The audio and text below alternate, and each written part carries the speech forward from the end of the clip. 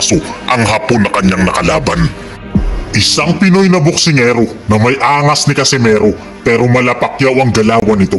Sinanay pa ito mismo ni Coach Freddy Roach para makuha talaga niya ang galaw ng ating pambansang kamao. Sa tindi ng ating pambato mga kaibigan ay binalian niya ng kamay at braso ang number 1 prospect na Hapon na kanyang nakalaban. Hindi lang niya nakuha ang titulo pero nakayakap din siya sa isang napakagandang modelo. Ngiting tagumpay ang ating pambato. Silong nanlilimos lang noon pero ngayon undefeated na boksingero. Masaya ang muling pagkikita ni na Coach Freddy Roach at ang batang boksingero na si Vince Paras kanina. March 2014 nang magkakilala sila sa General Santos City. 15 taong gulang si Vince noon. Nanlilimos lang at pasilip-silip habang nag-iensayo si Manny Pacquiao sa gym. Ngayon, champion boxer na si Vince matapos masungkit ang WBC. Si Vince Asocion Paras o mas kilala bilang Vince Paras ay isa sa ipinagmamalaking boksingero ng bayan ng General Santos City. Mula sa maghapong pagpapalimos sa kalsada ay napadaan ang musmus nating bida sa isang boxing gym kung saan sinanay noon ni Coach Freddy Roach si Manny Pacquiao. Dahil idol na idol ni Vince Paras, si Manny ay sumilip at pinuntahan niya talaga ito. Dito na niya nakilala si Coach Freddy na siyang nagpakilala sa kanya kung paano makipaglaban sa ibabaw ng lona. Tinuruan ni Coach Freddy si Vince Paras kung paano maging boksingero at binigyan niya pa ito ng isang boxing gloves na gagamitin ng ating pambato. Dahil kay Coach Freddy, imbis na maging palaboy at magpalimos sa kung kani-kanino, si Vince Paras ay natuto kung paano maging isang boksingero.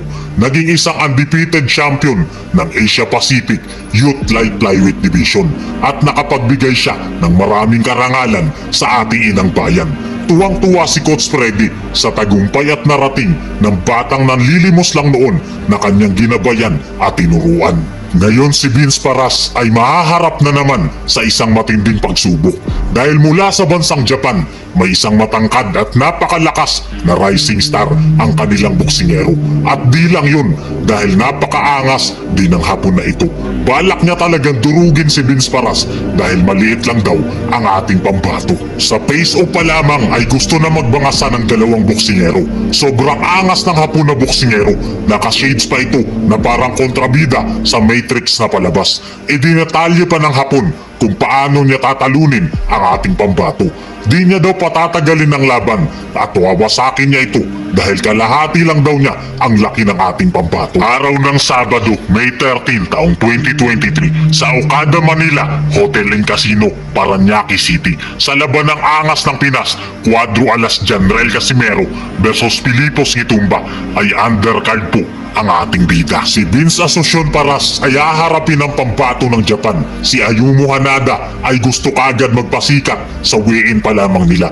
Bato-bato din ang katawan nito at tatapusin talaga ang ating pambato. Pero puwet lang daw ni Vince Paras ang matitira nito.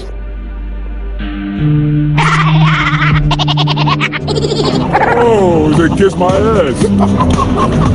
Round number 1, seryoso talaga ang Hapon na boksingero. Baka sa mukha nito na hindi siya nagbibiro. Matitindi ang suntok nito pero mas matindi pa rin dito ang ating pambato. The records and from Coming up on a minute remaining in the very first round. with his hands up, you know. He had the high guard going, but he's pressing this fight right now. Yeah, blanket warning in the very first round. 1-2 that landed by Hanada. Good exchange. Paras coming in with that hook. That ends the very first. Sa round number 2, kahit na maliit si Vince Paras, ito pa rin ang dominante. Puro powerful na suntok na ang kanyang pinatama sa Hapon na masyadong kampante. Paras is actually working the body. It's a great strategy. Now asking him to stand and bang. And Hanada is coming in. He wants to do it too. Got hit by that left hook. Sometimes that's the preconceived notion with long and lengthy fighters, that reminding everyone both of them have significant punching power. Paras is not letting him breathe. Round number 3, agresibo na masyado ang ating pambato. Puro powerful na suntok na ang pinakawalan nito. Pero ayaw naman magpatalo dito ang Hapon na boksingero. You know, his punches are heavy. Oh, nice body, head, body. Very good. Nice one by Paras. Another one by Good Paras. overhand. Look for a counter. Paras trying to go for the body, making those hands drop. Doesn't care too much about the distance that he has advantage over. It's Paras's 40 seconds remaining, round Oh. number 3. Oh, look at he's just letting him hit good there and got hit with few punches. This is what we all want to see. That's Sa round number 4, puro accurate na napatama ang pinakawala ng ating pambato. At napakaganda po ng naging palitan nila rito. Oh! Stuns Hanada off of him with a jab. 10-second warning. Big hook, big exchange. What? Round number 5, nakakalamang na si Vince Paras sa kalaban nito. Kahit na matangkad ang Hapon na kalaban, ay napapaatras na ito ng ating kababayan. Following up, and he followed up. He didn't let off the gas pedal, but like you said, he still had That because of that jab that Paras has been throwing, even in this round as well. And he's throwing that jab and head movement. Good shot coming from Paras. And Paras has successfully measured that distance, Nonito. Sa round number 6, kontrolado na ng ating kababayan ang takbo ng laban. Kuhang-kuha na niya ang tamang tiyempo at distansya, kaya atras na ng atras ang Hapon na kalaban niya. be very cautious to not just leave his chin up. I've seen you do that on more than one occasion. Oh, good Slipping straight hook. right? And now he's back to head movement again. A good overhand. Rachel was saying Paras has to. Double jab. Or Hanada. Oh, big shot by Paras. That was Oh, big bombs. both guys.